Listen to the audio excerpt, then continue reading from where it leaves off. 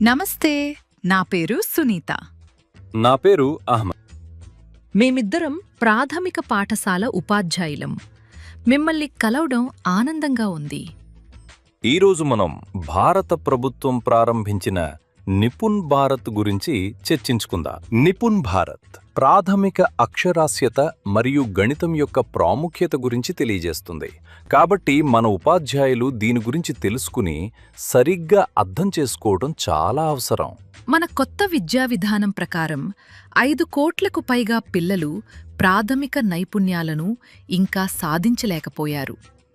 భవిష్యత్తులో పాఠశాల విద్యకు, అలాగే జీవితాంతం నేర్చుకునేందుకు ప్రాథమిక అక్షరాస్యత మరియు సంఖ్యా జ్ఞానం సాధించడం తప్పనిసరి. రండి, ప్రాథమిక అక్షరాస్యతలోని ప్రధాన నైపుణ్యాలు ఏమేమిటో ఒక్కసారి గుర్తు చేసుకుందాం.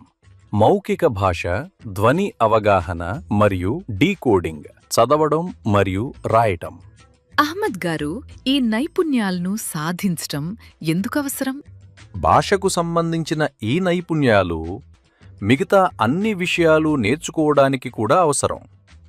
ఇవి పిల్లలను పై తరగతుల కోసం అవసరమైన నైపుణ్యాలను సాధించేందుకు సిద్ధం చేస్తాయి. ఈ నైపుణ్యాలు పిల్లలు మెరుగైన మరియు సామర్థ్యవంతమైన పౌరులుగా ఎదగడానికి సహాయపడతాయి. అలాగే భవిష్యత్తులో ఒక మంచి పౌరుడిగా చురుకైన పాత్ర పోషించడానికి ఇవి వారిని సిద్ధం చేస్తాయి. ముందుకు వెళ్లే ముందు మీ అందరికీ ఒక విషయం తెలియజేయాలనుకుంటున్నాను.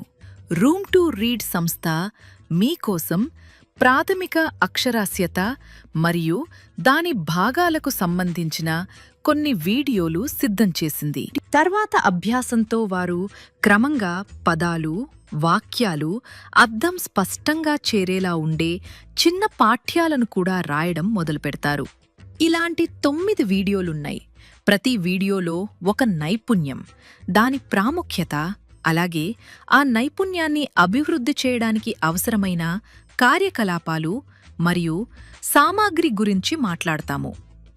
అయితే రండి, రచనా నైపుణ్యం మరియు దాని ఉపనైపుణ్యాలపై ఇంకొంచెం చర్చిద్దాం. అన్ని వీడియోల్లో స్కాఫోల్డింగ్ అనే వ్యూహాన్ని చూపించారు. చురుకైన తరగతి నిర్మాణంలో ఇది సహాయపడుతుంది.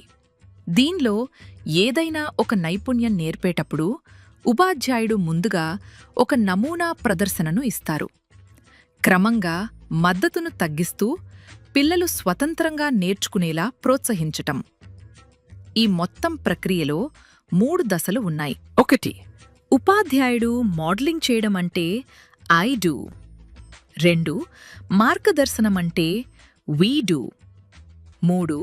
చివరగా పిల్లలు స్వయంగా అభ్యాసం చేయడమంటే యూ డూ.